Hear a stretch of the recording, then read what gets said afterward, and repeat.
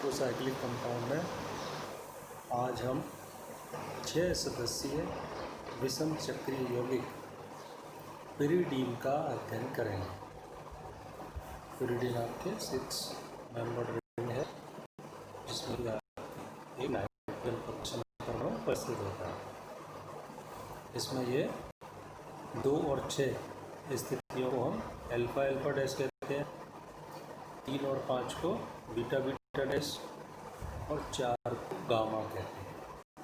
हम ring 1 2 3 4 5 6 benzene में तो यहाँ ये ऑर्थो थी, यहाँ अल्फा अल्फा डैश, ये मेटा थी, ये बीटा बीटा डैश और ये पैरा, यहाँ गामा। बनाने की विधियाँ। नंबर 1, रेड हॉट ट्यूब में से, रक्त तप्त नली में से एसिटिलीन तथा हाइड्रोजन साइनाइड HCN के मिश्रण को गुजारने पर पिरिडीन बनती है। 2CH triple bond CH plus HCN in red hot tube gives pyridine.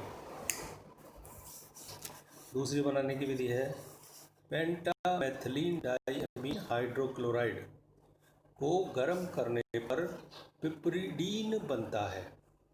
इसे सल्फ्यूरिक अम्ल से ऑक्सीकृत करने पर पिरिडीन बनती है।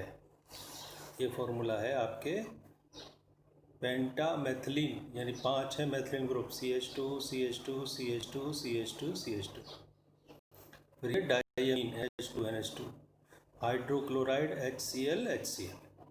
तो ये फॉर्मूला हो गया पेंटामेथिलीन डाइअमीन हाइड्रोक्लोराइड। इसको गर्म करेंगे तो इसमें से HCl और H4Cl निकल जाने के बाद बनेगी संतृप्त पिरिडीन, जिसको कहते हैं पिपरिडीन। इसको H2SO4 की उपस्थिति में 300 डिग्री सेंटीग्रेड पे ऑक्सीकृत कराएंगे तो बन जाएगी पिरिडीन।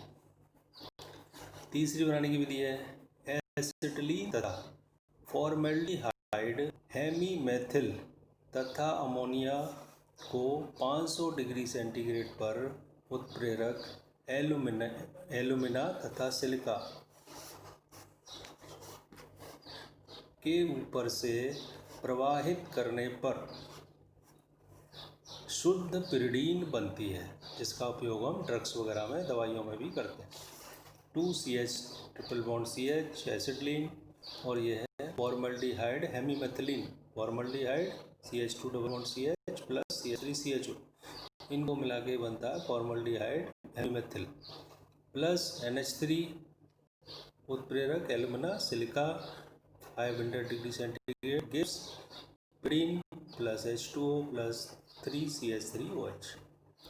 चौथी बनाने की विधि है, टेट्राहाइड्रो फरफ्यूरिल एल्कोहल को 500 डिग्री सेंटीग्रेड पर अमोनिया के साथ गर्म करने पर पिरिडीन बनती है। यह आपके हो गया 2 आपके tetrahydro फरफ्यूरिल alcohol plus ammonia pyridine. अब है इनकी रासायनिक अभिक्रिया है। ये इंपॉर्टेंट है, अलग से दिया गया है कि पिरोल, पिरिडीन और पिपरीडीन, इनमें क्षारीय प्रकृति की तुलना करनी है। इन सब में से सबसे ज़्यादा क्षारीय होता है पिपरीडीन, उससे कम है पिरिडीन और सबसे कम है पिरोल। ये इनके pKb वैल्यू से हम मालूम करते हैं, यदि ये घटती है तो इसका मतलब क्षारीयता बढ़ती है। ये 13.9 है पिरोल की, ये 8.8 है पिरिडीन की, यानी ज़्यादा क्षारीय है, और पिपरीडीन की लगभग 4 अमीनों की है, ये सबसे ज़्यादा क्षारीय है। अब इसका हम डिस्कस करेंगे कि एक तो इस पिरोल में नाइट्रोजन कैसा होता है, sp2 संकरित, पिरिडीन में भी नाइट्रोजन sp2 संकरित, और यहाँ पे पिपरीडीन में है ये sp3 संकरित। तो एक तो यही कारण है कि आपके ये sp2 संकरित हैं दोनों, जबकि ये sp3 है, यानी कि S करेक्टर sp2 में S करेक्टर 33% है, कि sp3 में S करेक्टर 25% है। तो S करेक्टर बढ़ने पर क्या बढ़ जाती है, विद्युत ऋणता, इलेक्ट्रोनेगेटिविटी बढ़ जाती है, इलेक्ट्रॉनों पे आकर्षण बढ़ जाता है। तो प्रोटॉन को आसानी से नहीं मिलते, यानी कि इनकी क्षारकता कम होती है, इसमें एस करेक्टर कम है, नाइट्रोजन की विद्युत ऋणता कम है, लोन पेयर पे आकर्षण कम है, इसलिए आसानी से प्रोटॉन को मिल जाएंगे इलेक्ट्रॉन। पिपरिडीन सबसे ज़्यादा क्षारीय प्रकृति की। अब इसे और डिस्कस करेंगे आगे।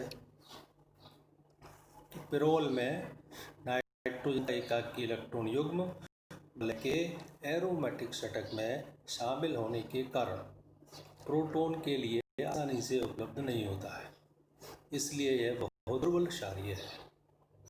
पिरिडीन में नाइट्रोजन का एक इलेक्ट्रॉन युग्म वलय के एरोमेटिक षटक में शामिल नहीं है, अतः यह प्रोटॉन के लिए उपलब्ध होता है, इसलिए पिरिडीन पिरोल से अधिक क्षारीय होती है। पिरिडीन में नाइट्रोजन का संकरण sp2, पिपरिडीन में sp3, दोनों में लोन पेयर संकरित कक्षाओं में होते हैं। पिरिडीन में एस गुण 33.3% व पिपरिडीन में 25% है। एस गुण बढ़ने पर परमाणु की विद्युत ऋणता बढ़ जाती है, अतः पिरिडीन का नाइट्रोजन अधिक विद्युत ऋणी होने के कारण एकाकी इलेक्ट्रॉन युग्म को तीव्रता से आकर्षित रखता है। प्रोटॉन को यह कठिनाई से मिलते हैं, इसलिए पिरिडीन की क्षारकता पिपरिडीन से कम होती है।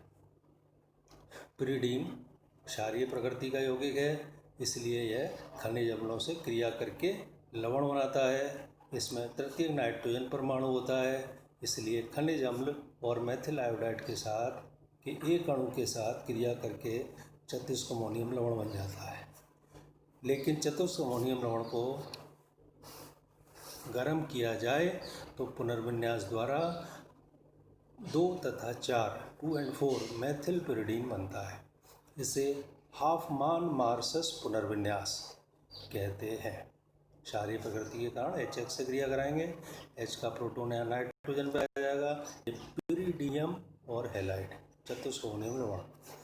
मेथिल आयोडाइड से कराएंगे तो N मेथिल पिरिडीनियम आयोडाइड, यदि इसको गर्म कर दें तो ये मेथिल HI निकल के मेथिल समूह 2 और 4 पर चला जाएगा, 2 मेथिल पिरिडीन 4 मेथिल पिरिडीन, और इसको कहते हैं हाफमान मार्सस पुनर्विन्यास। ब्रोमीन से क्रिया कराएं तो N ब्रोमोपिरिडीनियम ब्रोमाइड लवण बन जाता है। अगला है अपचय। विभिन्न अपचायकों द्वारा पिरिडीन से अलग अलग उत्पाद बनते हैं। निकेल प्रेरक की उपस्थिति में हाइड्रोजन के साथ सोडियम तथा एथेनॉल के साथ इसके तीनों द्विबंधों का अपचयन होकर पिपरिडीन बनता है। लेकिन यदि एथेनॉलीय विलेन के सोडियम तथा अमोनिया के साथ कराएं तो बर्च अपचयन होता है, केवल एक द्विबंध का संतृप्त सेचुरेशन होता है और बनता है 1,4 डाईहाइड्रोपिरिडीन। यदि लिथियम एल्युमिनियम हाइड्राइड के साथ अपचयन कराएं तो केवल एक द्विबंध का रहेगा और बाकी के 2 द्विबंध अपनी यथावत स्थिति पर रहेंगे और उससे बनेगा आपके 1,2,3 डाईहाइड्रोपिरिडीन। ये यहाँ पे बना रखी है रिएक्शंस पिरिडीन का। ये हमने उत्प्रेरकी अपचयन कराया, तीनों डबल बॉन्ड संतृप्त हो गए, पिपरिडीन बन गया। यदि सोडियम अमोनिया से कराया तो एक का हुआ और एक डबल बॉन्ड की स्थिति चेंज हो गई, 1,4 डाईहाइड्रोपिरिडीन। यदि हमने लिथियम एल्युमिनियम हाइड्राइड से कराया तो मात्र एक डबल बॉन्ड का हुआ और बाकी के दोनों डबल बॉन्ड यथावत रहे, यानी 1,2 डाईहाइड्रोपिरिडीन।